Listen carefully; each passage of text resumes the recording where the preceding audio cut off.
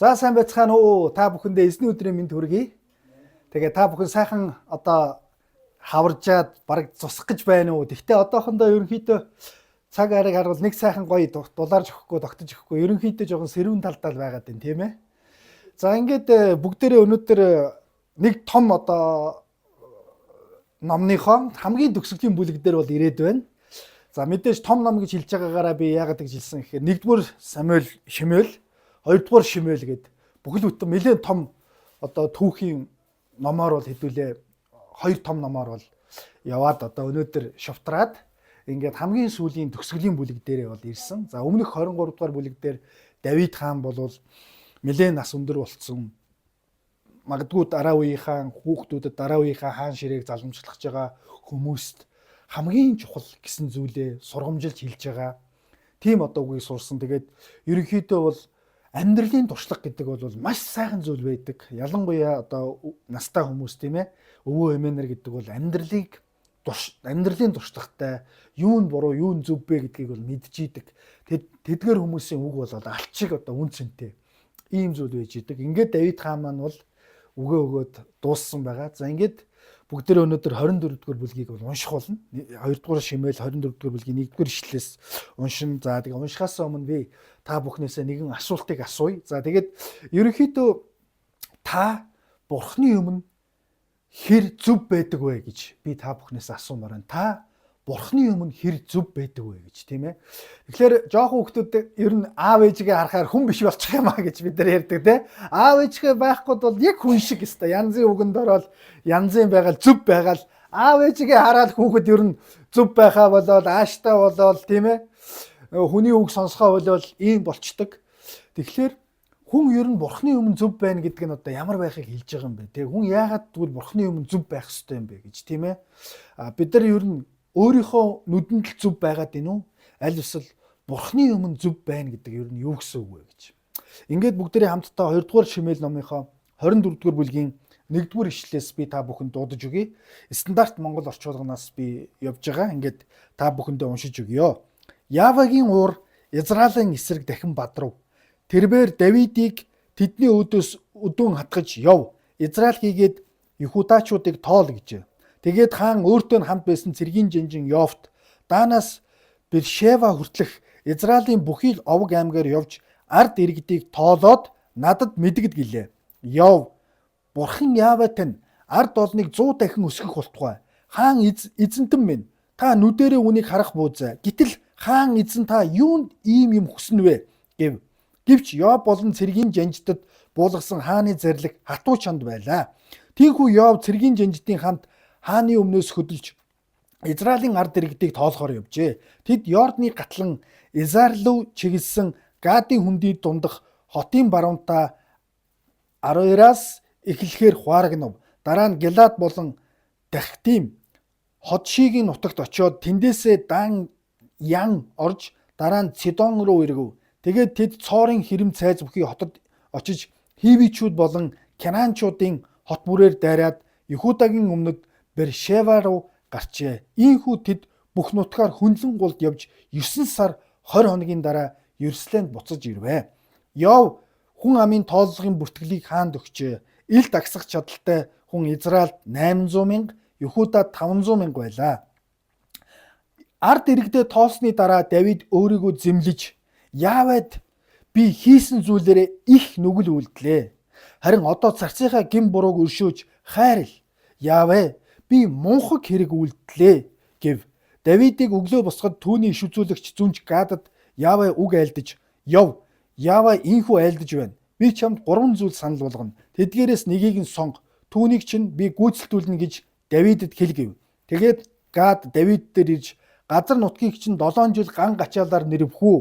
Эсвэл чи дайсандаа мөшгүүлж 3 сар зүгтаах уу? Үгүй бол газар нутаг чинь 3 өдрийн өвчин дахал буулгах уу? Намайг илгээсэн түүнд ямар хариутай буцахыг одоо бодож болгоо гэв. Давид хариуд нь би маш их шаналж байна. Явагийн өршөөл инрэл агуу учир биднийг түүний моторт унахыг зөвшөөрөөч. Харин намайг хүний гарт бүү унгаач хэмэв. Тэгээд Яваа тэр өглөөнөөс товлсон цаг хүртэл Израилийг өвчин дахлаар нэрвэхэд Данаас Бершева хүртэлх нутгийнхнаас 70 мянган хүн өглөө. Тэнгэр элч Иерусалимыг сүйтгэхээр мутраа сунгасанд Яавэ гамшиг сүрлийн тухайд зөөлөрч ард олныг устгаж байсан түүнд одоо хангалттай гараа буулга гэж тушаав. Энэ мөчөд Яавагийн тэнгэр элч Евус хүн Арамнагийн үтэрмийн ойролцоо байлаа. Ард олныг хөнөөж байсан тэнгэр элчийг Давид хараад Яавэд харах тун нүгэл үйлцэн нь би, буруу хийсэн нь би шүү дээ. Харин энэ хонин сүрэг ямар ч буруугүй. Нудрахт нь миний дээр, миний эцгийн гэрийнхний дээр бууг гэжээ. Тэр өдөр Гад Давид дээр ирээд Евус хүн Аравнагийн үтрэм дээр очиод Яавад зориулж тэнд дахлын ширээ босгоив. Тэгээд Давид Гадын үгийг дагаж Яавагийн тушаасан ёсоор явлаа. Хаан албат нарынхаа хамт өөрлөө нь өгсөж ирж явааг Аравна харав. Аравна гарч хааны өмнө нүрээ газар тутал мөргөж хаан эзэнтэн минь ямар хэрэгээр боол дээрээ заларч ирэв гэхэд Давид ард олныг дахлаас ангижруулахын тулд үтэрмийг чинь худалдаж авч Яавад зориулан дахлын ширээ босгохоор ирлээ хэмээн хариулв. Аравна хаан эзэн та зөв сайн гэж үзснээ авч өрг шатаах дахил зориулах үхэр түлээнд нь үтэрмийн чирэг үхрийн буулагч энд байгаа. Хаантан минь Аравна би бүгдийг танд өгье гэд бурхан Яават нь таныг таалан сойрох болтугай гэв. Гэтэл хаан үгүй ээ. Би чамаас заавал үнээр нь худалдаж авна. Үнийг нь төлөөгүй юмар би бурхан Яаватай шатаах дахил өргөхгүй гэлээ. Тэгээд Давид үтэрмийг үхрийн хамт 50 шекел мөнгөөр худалдаж авчээ. Давид тэнд Яавад зориулан дахлын ширээ босгож шатаах дахил болон энхийн дахлуудыг өргөвөө. Тийхүү Яавэ газар нутгийн төлөөх гуйлталд хариулж хамаг Израильд дахал зогсдоо гэсэн байна. Маш сонирхолтой нэгэн үйл явдлаар бол нэгдүгээр ишлэл маань хэлж байгаа. Энд чи Яавагийн уур хилэн Израилийн эсрэг бадрав гэж байгаа. Тэгэхээр үндсэндээ бол Яава Израилийн ард түмний эсрэг Яавагийн уур хилэн бадрав гэхээр Израилийн ард түмнүүдийн донд нэгэн асуудал гарч ижээ л гэж ойлгох хэрэгтэй. Ямар нэгэн буруу юмыг л тэд хийсэн байна, тийм ээ. Тийм учраас тэрбээр Давидыг тэдний өдөөс өдөөн хатгаж гэж байгаа. Тэрбээр гэж энэ сонин үг. Тэрбээр гэдэг үгийг стандарт монгол орчуулга дээр бол томоор бичсэн. Гэтэл еврей хэлэнд бол их бичвэрээр том жижиг үсгийн ялгаа байдаггүй юм байна. Гэтэл яг энэ нэгдүгээр ишлэл тэрбээр гэхээр бурхан Давидыг тэдний өдөөс өдөөн хатгаж гэж уншигдэж байна, тийм ээ. Гэтэл яг энэ үед бол энэ одоо 2 дугаар Шимуэл номыг бичсэн бичээч гэж хүн байгаа шүү дээ. Яг энэ цаг үеийн хүмүүсийн ойлголт бол бүх зүйл дэлхий дээр тохиолдож байгаа бүх зүйл ер нь бурхны мотор доор явагддаг гэсэн санаагаар бол илэрхийлж бичсэн байж болно гэж. Ягаад гэвэл яг энэ ишлэг 1-р Шаштар номын 21-р бүлгийн дахиад яг бичсэн байгаа. Энийг 1-р Шаштар номын 21-р бүлэг дээр Сатан Давидыг дургиж гэж бичсэн байгаа. Бүр Сатан гэж үг явж байгаа. Тэгэхээр 2 дугаар Шимуэлийг бичиж байгаа цаг үеийн хүмүүсийн бурхныг ойлгох ойлголт ерөнхийдөө дэлхий дээр тохиолдож байгаа бүх зүйл бурхны одоо хяналт дор явагддаг гэсэн утгаар бол ингэж бичсэн. Гэтэл бурхны нийт Библийг харуул бурхан хизээч муу мухай зүйлд хүнийг сордоггүй бас уруу татдаггүй гэсэн санаа явж байгаа. Бурхан хизээч хүнийг муу мухай зүйлээр уруу татахгүй юм хийхин тулд. Тэгэхдээ бурхан хүний харин буруутай үйлдэл аль хэзээ тэр дотор нь байсан буруутай тэр зүйлийг харин сайн зүйлийн төлөө бол бурхан ашигладаг. Муу үйлдэлийг, буруу үйлдэлийг сайн зүйлийн төлөө бол ашигладаг гэсэн санаа бол явж байгаа. Тийм учраас Давидыг өдөөн хатгаж яв Израиль хийгээд Иудачуудыг тоол гэсэн гэж. Сатан бол энийг торхирсан гэж. Сатан Давидын бодол санаанд энэ санааг оруулсан гэж. Израильчуудыг тоол гэж хэлсэн. Тэгээд хаан өөртөөгөө хамт байсан цэргийн жанжин Йоб болон цэргийн жанжингуудад нэг сонирхолтой тушаалыг бол өгсөн. Ямар тушаалыг вэ гэхээр Данаас Бершава хүртэлх буюу одоо Йордан голын зүүн талаас тойрсоор байгаад баруун одоо үзүүр буюу өөрсдийнх нь баруун талд газар дундын эргийнхаа баруун талд ирэх тэр бүх ард түмнийг ер нь тоолъё. ер нь ард иргэдийн тоог авъя гэсэн энэ тушаалыг бол хүргэсэн. Гэтэл 3 дугаар ишлэгийг харвал Йоб буюу Давидын баруун гар байсан Жанжин баатар хүн маш сонин зүйлийг Давидэд хэлсэн. Ингээ бүгдээрээ харъя. 3 дугаар ишлэл дээр ингэсэн. Бурхан Яавэ тань энэ ард олныг 100 дахин өсгөх болтугай. Тийм ээ? Хаан эзэнтэн минь та нүдэрээ үүнийг харах буузаа. Юунд та ард түмнийг тоолох гэж байгаа юм бэ гэж. За энэ ард түмнийг тоолно гэдэг бол ямар утгатай байсан бэ гэдэг. Ард түмнийг тоолох нь буруу болох гэдэг нь шүү дээ. Тийм ээ, Давидыг ийм шийдвэр гаргах нь жанжингуудад таалагдахгүй байна. Баруун гарт нь ч таалагдахгүй. Та ард түмнийг тоолж яах гэж байгаа юм бэ гэж.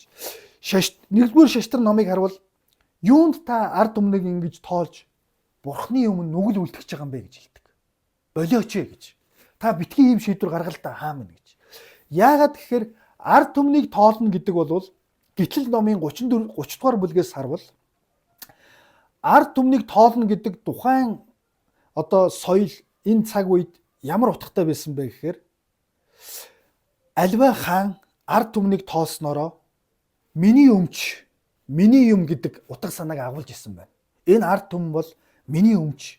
Би ард түмнээ яаж ч захиран зарцах эрх мэдэлтэй гэсэн утга санаатай байсан байна. Альва хаан хүн ард түмнээ тоолно гэдэг бол миний өмч гэж.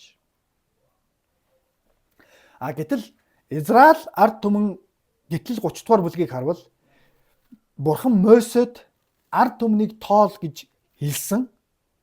Ард түмэн өөрийгөө тоолуулснараа бас Бурханд өргөл өргөх ёстой байсан. Амийнхаа төлөө. Бурхан яагаад Мосед өөрийн ард түмнийг тоол гэж хэлсэн гэхээр та хэд бол миний ард түмэн юм шүү. Миний өмч юм шүү. Би та нарынхаа өмнө эрх мэдэлтэй шүү. Ямар нэгэн малчин хүн хонио тоолжээ. Таны хөрш. Яагаад тэр хөршөө хонио тоолж байгаа гэхээр өөрийнхөө өмчийг бүртгэж байгаа. Таны хөршийн хонь бол тэр хөршийн чинь л хонь. Гэтэл таны хоныг таны хөрш орж ирээд тоолоод байвал танд ямар санагдах вэ? Онцгүй санагдана үстэй чинь таны хоныг таны хөрш орж ирснээр хот дотор чи орж ирээл таны хашаанд орж ирээл 1 2 3 гэж бүртгээд ивэл танд ямар санагдах вэ? Таны хоныг шүү дээ. Онцгүй үстэй тий. Яг үүнтэй адилхан ард түмнийг тоолно гэдэг бол гол утга санаа Бурхных юм шүү. Энэ бол Бурхны өөрийн өмчийн асуудал юм шүү. Бурхан өөрийнхөө өмчийн дээр эрх мэдэлтэй учраас тоолоход амийнхаа төлөө өргөл өргөж исэн байна. Мосегийн үед тоолоход. Гэтэл энэ чи Давид ард түмнийг тоол гэсэн тийм даалгаврыг гаргаж байгаа. Тэгэхдээ Йовт энэ нь таалагдаагүй, цэргийн жанжинд нь бас таалагдаагүй. Яагаад таалагдаагүй гэхээр бүгдээрээ харъя. Гэвч 4-р ишлэл Йов болон цэргийн жанжидад буулгасан хааны зарилэг хатуу чанга байсан учраас Йов болон цэргийн жанжидын хамт хааны өмнөөс хөдөлж Израилийн ард иргэдийг тоолохоор бол явсан гэж. Сонирхолтой. Тэгвэл бүгдээрээ харъя. Йордныг гатлаад Иерусалимын зүүн талын урд үзүүрээсээ тийм ээ нэгэсэнд Сүхбаатар аймгаас гэсэн үг. Тийм ээ Сүхбаатар аймгийн хамгийн уртлын сум магадгүй Дарган гэвэл Онгон сум гэвэл тийм ээ хамгийн уртлаас гатлаад Гадийн хүндий дундах болон баруунтай Ареороос эхлээд Хуараг нугж. Дараа нь Галаад болон Дахтим хожийг нь утгад очоод тэндээсээ Даньян орж дараа нь Сидон руу иргэв. Тэгээд тэд цоорын хэрэм ба цайзбхий газар очиж Хивич болон Канаанчуудын хот бүрээр дайраад Юхудагийн өмнөд Бершава руу гарчээ гэж. Нэгэсэндээ зүүн урдаасаа эхлэж тоолж явсаар байгаад хойгоороо тоолж явсаар байгаад ингээд баруун урталтаа ирж дуусж байгаа. Ийм тооллого явуулсан. За энэ тооллогыг нийт 9 сар 20 хоногийн хугацаа орсон гэж. Сонирм амар урдаан хугацаа орсон байгаа. Тийм учраас Йов хүн амын тоолгын бүртгэлийг бол хаанд өгсөн. За хаанд өгөхөд ил дагсах чадaltaй гэж байгаа. Цэрэг дайн хийх чадaltaй, 800 мянга, Израильд 800 мянга, харин Юдад 500 мянга байлаа гэж. Юда гэдэг чинь уртлын овог аймагуд, Израиль гэдэг чинь арай их овог аймагуд, нийтдээ сая 300 мянган хүнийг бол тоолсон. За ингээд энэ мэдээг хаанд өгөх үед яг тэр моментод Давид өөрийгөө зэмлэж гэж байгаа. Сонин. Өөрийгөө зэмлээд яавад би хийсэн зүйлээрээ их нүгэл үлдлээ гэж хэлсэн. Тоолснороо. Буюу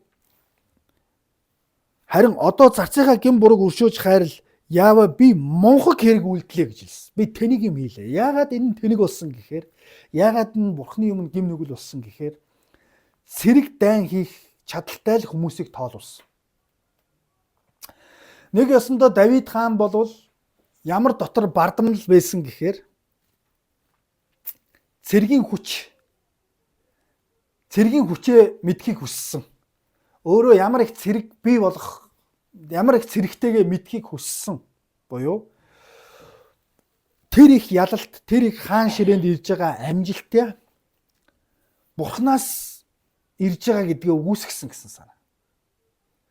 Өөрийнхөө хүчийг мэдрэх гэсэн.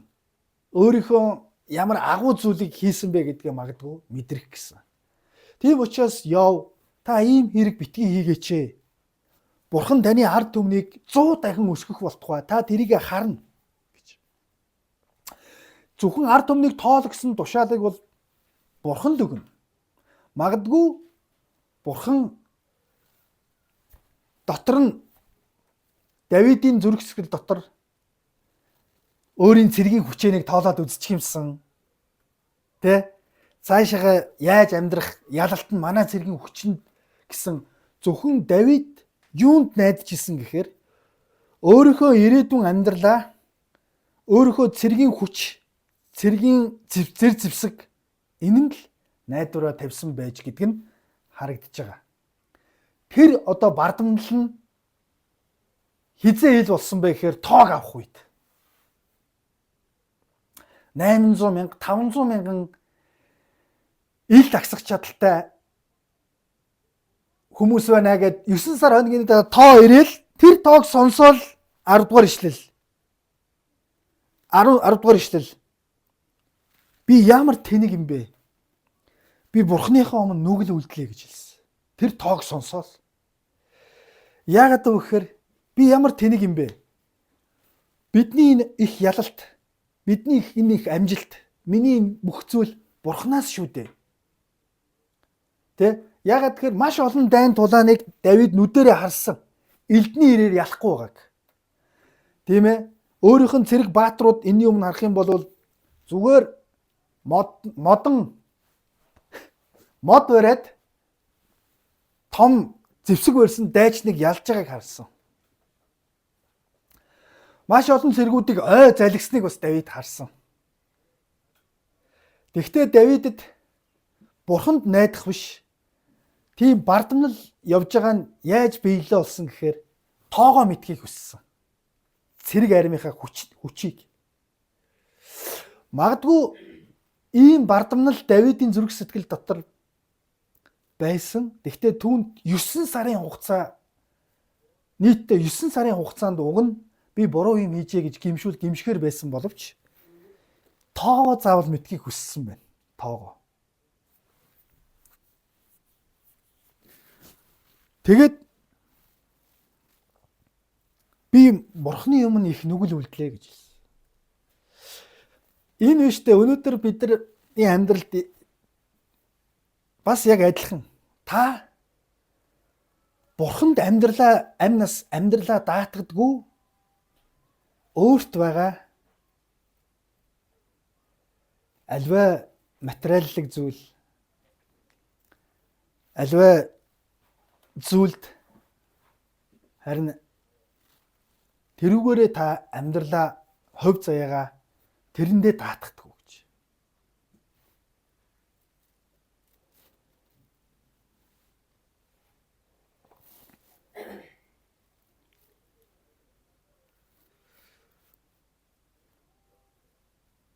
Тийм учраас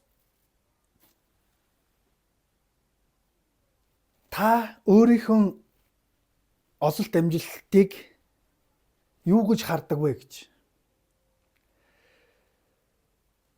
Тэ?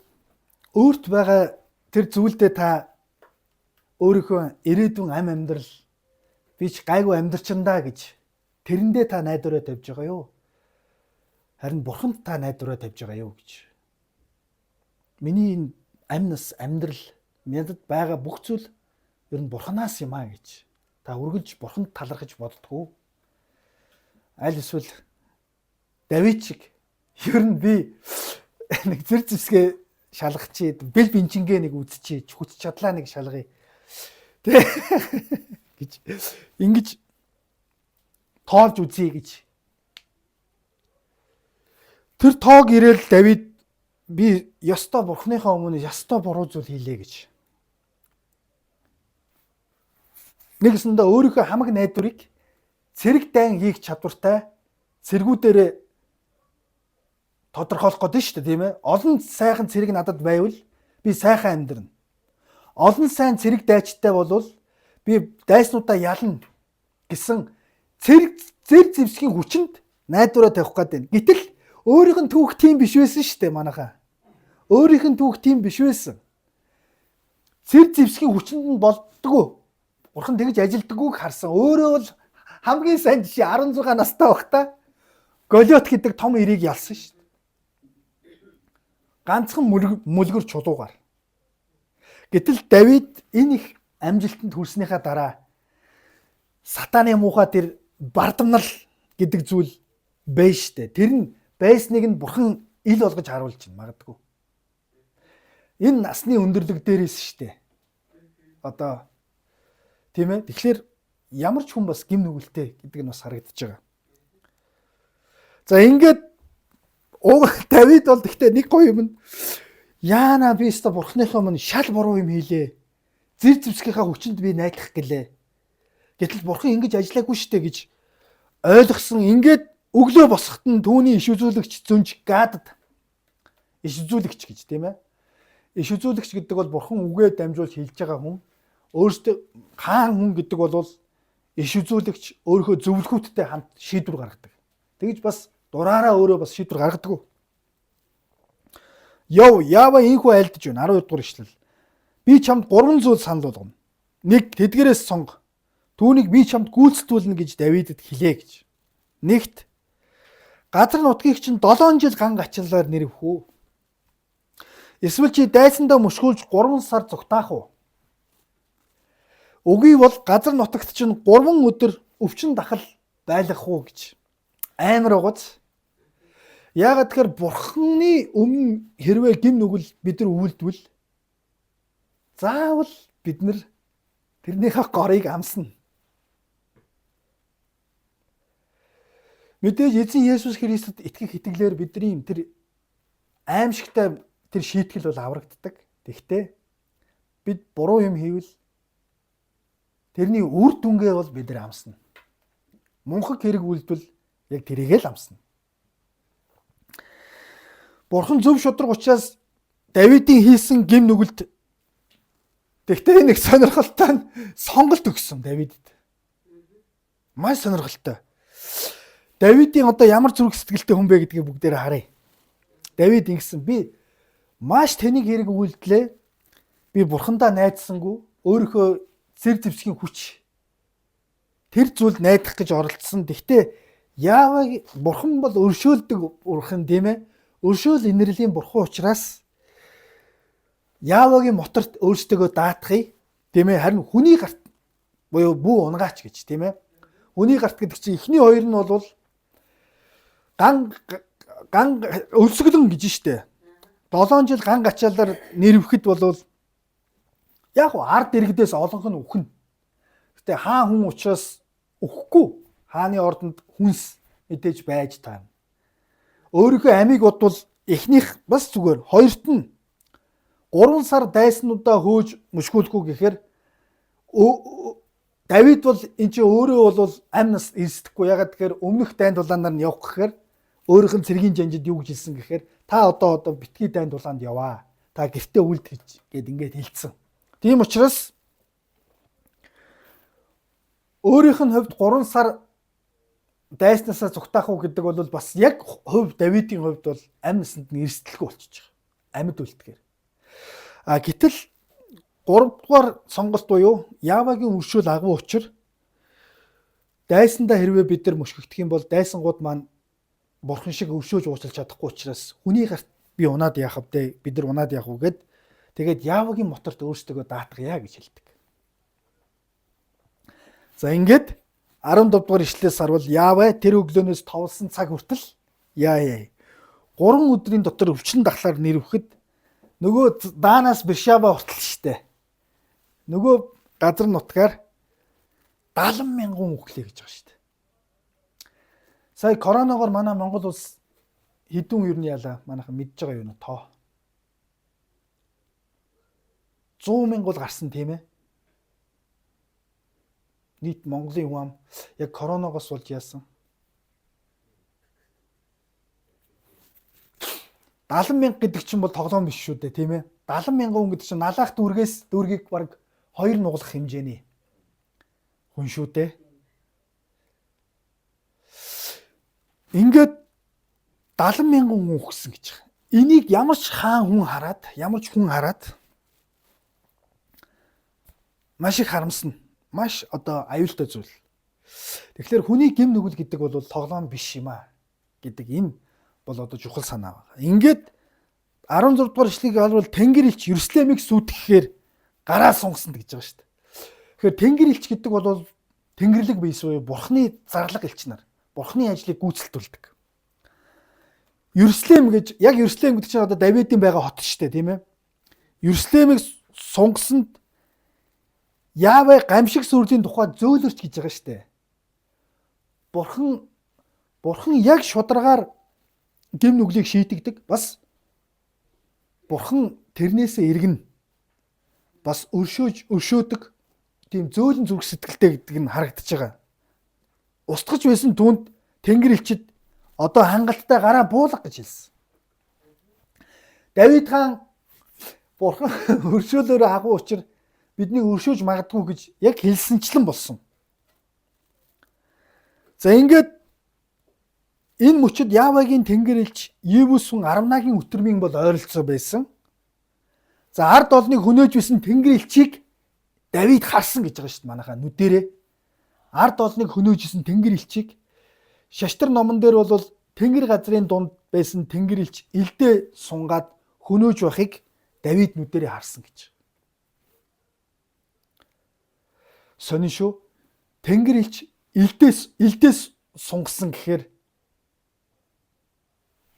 тийм дайн тулаантай хийж байгаа юм шиг тийм төслөл харагдаж байгаа үз.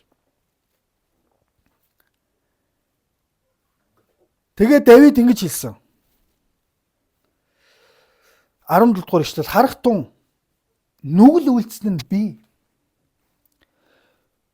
Бурууг нь хийсэн би шүү дээ бурхан минь тийм ээ би. Энэ хонин сүрэг ямар ч буруу юм хийгээгүй. Нодрог минь миний дээр миний эцгийн гэрийнхнэр дээр буулгаач ээ гэж. Тэгэхээр Давидын зүрх сэтгэл ийм агуу байсан. Ямар агуу зүрх сэтгэлтэй хүн бэ гэдэг нь бас харагдаж байгаа. Өөрийнхөө хийсэн гэм нүглийг өөрөө би үүрье. Надаас болж энэ ард түмэн ингэж хохирох гэж, ингэж хүмүүс үхэх гэж дээ гэж. Миний муу бардам зүрх сэтгэлээс болж гэж. Тэгэхээр нэг үхрийн ивэр дөргөл 1000 үхрийн ивэр дөргөнө гэдэг шиг хаан хүний энэ буруутай үйлдэл яаж ард иргэдэд нь ингэж үн дээр тусч байгааг бол бид нар харж байгаа. Тэгээд Давид яг миний амь молторж л байвал ер нь бусд нь үхсэн ч яадгийн гэсэн ийм муухай сэтгэлтэй хүн биш вэж бас. Энд чинь миний хийсэн гэм нүгэл шүү дээ. Миний хийсэн буруу шүү дээ. Тийм учраас бурхан минь тэ энэ ард түмнийг та хайрлаач. Таны энэ шийтгэл над дээр би өөрөө л үүрий энийг гэж. Ингэж залбирна гэдэг бол бас л амар том зориг шүү. Энэ бол үнэхээр бас гимшил. За ингээд тэр өдөр Гад Давид дээр ирээд нөгөө иш үзүүлэгч нь Евүс хүн Арвнагийн өтрөм дээр очиод Явад зориулж тэнд дахлын ширээ босго. Тэгээд Давид Гадын үгийг дагаж Явагийн тушаасан ёсоор явлаа. Хаан албат нарынхаа хамт өөрлөө нь өксөж ирж явааг Аравна хараад за Аравна гэдэг энэ нэр бол нэгдүгээр шаштрал дээр бол тийм ээ арай өөр болж өөрчлөгдсөн байна. Сонирхолтой нь. За хаан бол ирсэн. Тэгэхэд Аравна бол газар тултал мөргөөд хаан эзэнтэн минь ямар хэрэгээр боол дээрээ та заларж ирвэ гэхэд Давид ард олныг дахлаас ангижруулахын тулд тийм ээ өтөрмийг чинь худалдаж авч Явад зориулн дахлын ширээ босгохоор ирлээ гэж хариулсан. Аравна хаан эзэн та зөв сайн гэж үзсний авч өрг шатаах дахил зориулга үхэр түлээнд нь өтөрмийн чирэг үхрийн буулга бол энд байна гэж тийм ээ. Би танд энэ бүхнийг өгье гэж Аравна. Одоо өтөрмийн талбай гэдэг бол тариа цайруулж байгаа өндөрлөг газар байдаг. Одоо салхийг ашиглаад тариагаа бол хальснаас нь одоо салгаж авдаг тийм талбайтай байсан байна. Харин хаан 23 дугаар ишлэлдэр Аравнад юу гэж хэлсэн гэхээр би танд заавал төлбөр төлж авнаа. Төлбөр төлж авнаа. Бурхан Яваатай таныг таалан сойрох болтугай гэв. Гэтэл хаан үгүй ээ. Би чамаас заавал үнээр нь худалдаж авна. Үнийг нь төлөөгүй юмар би Бурхан Яваатай шатаалт дахил өргөхгүй гэж 50 шекел мөнгөөр буюу 600 грамм мөнгөөр гэж байгаа шүү дээ. 600 грамм мөнгө гэдэг чинь тийм ээ. Тийм одоо үнээр өтөрмийн талбайг худалдаж авсан. Би үн төлбөргүй зүйлээр Бурхандаа өргөл өргөхгүй, шатаалт дахил өргөхгүй гэж. За хуучин гэрээний үед бол хоёр төрлийн дахил байсан байна л да. Маш айгүй ерөнхийн тийм ээ. Энэ нэг нь бол шатаалт дахил, нөгөөх нь эвийн дахил гэж. Шатаалт дахил гэдэг бол Бурхантай зөв харилцаатай байхыг эрэлхийлж байгаа. Бурхантай эвтэй байхыг эрэлхийлж байгаа. Тэр дахилыг яадаг гэсэн бэ гэхээр тэр арьсын салгаад бүх юмтай нь эзэн шатаалт дахил болгон өргөдөг гэж. Эвийн дахил гэдэг бол Бурханд талархсан, Бурханд баярлсан, Бурханы ивэлд баярлсан, Бурхантай одоо би зөв харилцаатай болсон гэдэг тэр эвтэй болсон гэдэг нь бол яг үгээр яг гол өргөх ёстой өөх тэр юмнууд нь өргөөд үлдсэн махыг нь тэр өргөж байгаа дахилчтай хувааж идэж байгаа. Энэ бол Бурхантай одоо нөхөрлсөн, эвтэй болсон, хамт хооллож байгаа гэдэг утга санааг бол агуулж исэн байна. Аравна гэдэг энэ хүн бол Давидэд би танд энэ талбайгаа үнгүй өгье гэж хэлсэн. Гэтэл Давид ингэсэн.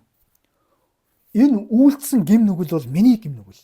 Би өөрийнхөө гим нүглийн төлөө би өөрөө гимших ёстой.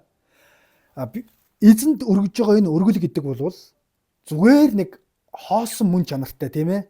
Бусдын үнгүй юмыг аваад өргөх тийм зүрх сэтгэл биш юм аа гэж. Жинхэнэ гимшил гэдэг бол төлөөстэй байх ёстой, төлбөртэй байх ёстой. Жинхэнэ гимшил гэдэг бол цаг хугацаагаа Бурханд өргөх эд хөрөнгө тийм ээ. Өөрт үн цэнтэй гэсэн зүйлээ Бурханд магадгүй өргөхийг хэлж байгаа гэдэг энэ бол утга учиртай байгаа гэж. Тэгэхээр гимшил гэдэг бол зарим яг жинхэнэ Бурханы өмнө гимшил гэдэг бол биднээс аливаа өөрчлөлтийг бол шаардах. Бидний Бурханд өргөж байгаа энэ өргөл гэдэг бол зүгээр бид нар илүү гарсан кармандаасаа илүү гарсан тийм ээ 1000 төгрөг 500 төгрөгөө өргөчидөө гэж зүгээр энэ хайрцаг руу өргөж байгаа энэ өргөл бол тийм утга учиртай биш. Энэ бол маш Бурханд үн цэнтэй нарийн нандин зүйл юм аа гэдгээ бол өргөж байгаа. Тийм бол утга учиртай.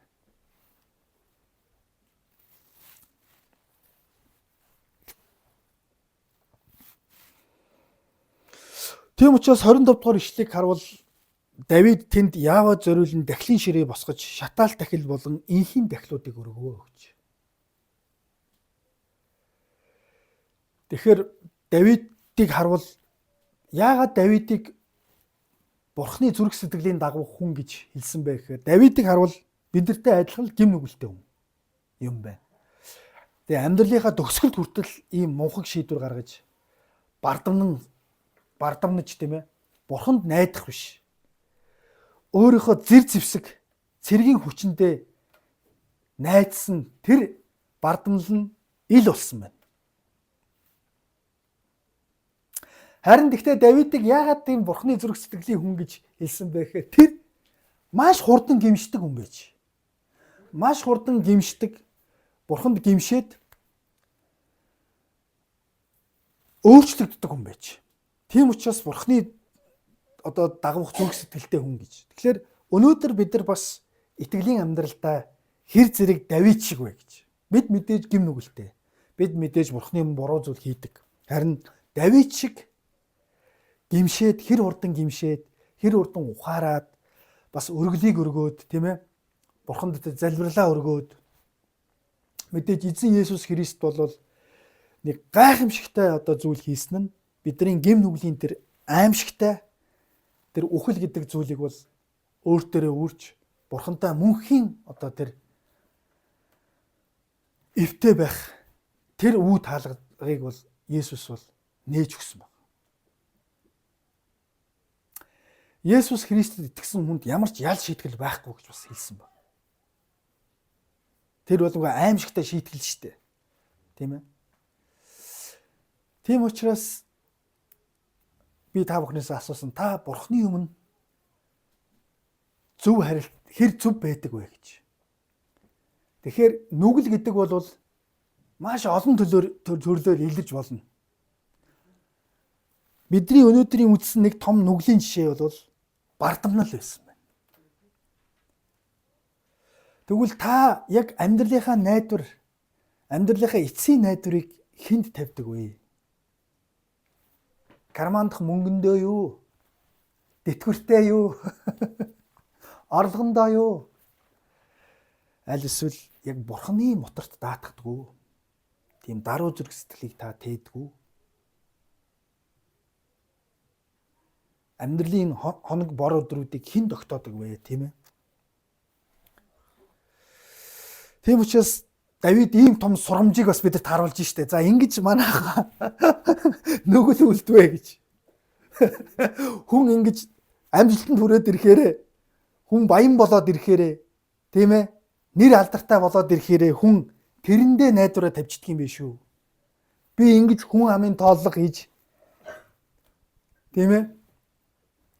Цэргээ зөвхөн дайн цэрэг хийх зориулттай хүмүүсээ мэдэж ингэж мангартлаа. Цэр зэвсгийнхаа хүчинд найдах гэсэн ийм буруу үйлдэл би хийлээ. Та нар сургамж аваарай гэж. Тэгээд хааны бүр Давидын хааны Йов цэргийн жанжингууд нь хэлсэн шүү дээ. Та ийм бити хийгээч ээ.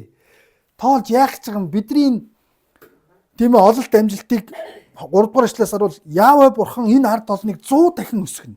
Тийм ээ? Бидний нэг ялалт, бидний нэг ололт амжилт бол Яавэ бурханы тусламж. Яавэ бурхан энэний ард ажиллаж байгаа. Тэгсээр байтал та цэрэг дайныхаа хүчинд найдна гэж юм ярих гадах юм гэж. Тийм ээ? Тэгэхээр бурханы өмнө бурханд найдахгүй байх нь бас бардамнал болчихж байгаа байхгүй юу? Тийм учраас шинэ гэрээний Яков номд билүү. За хүнээ чи маргааш энд тэнд очиж ийм арилжаа наймаа хийж ингэж орлого олно гэж боддог хүнээ. Найшир. Маргааш чиний аим ямар байхыг чи мэдж байгаа мó гэж хэлдэг. Тийм ээ? Тэгэхээр өнөөдөр та найдвараа ер нь юунд тавьдаг вэ? Тийм ээ? Эцсийн найдвараа та юунд тавьдаг вэ гэж. Хинд тавьдаг вэ гэж. Ингээд бурхныхаа өмнө бүгдээ хамтдаа залбирцгаая. Баярлалаа их эзэн минь энэ сайхан өдөр, энэ сайхан цагийн төлөө их эзэн минь таньда талархъя. Үргэлж таньдаа бас найдвараа тавих, үргэлж таныхаа өмнө бас даруй байх. Бурхан минь таныхаа өмнө бас гим нүгэл үйлдэхгүй, бардам гим нүгэл үйлдэхгүй байхад их эзэн минь та биднийг ивэж өрөөж өгөөрэй. Бид эцсийн найдвараа зөвхөн бурхан таньдаа тавьж амьдрдаг тэр даруй дүлгөөн зүрх сэтгэлийг тээгчнэр байхад та биднийг өөрчлөөч, ариун сүнсээ. Хэрвээ бидний оюун бодол зүрх сэтгэлд буруу бодол, буруу хандлага байгаа бол ёрийн муугаас та биднийг гэтлгэж бурхан тантай зөв харилцаатай байхад их эзэн минь та туслаарай. Бурхан тантай эвтэй байхад, бурхан тантай сайн харилцаатай байхад та биднийг өөрчилж өгөөрэй. Та биднийг шинчилж өгөөрэй. Та биднийг босгон байгуулж өгөөрэй. Их эзэн Есүс Христийн нэрээр гуйн залбирч байна. Амен.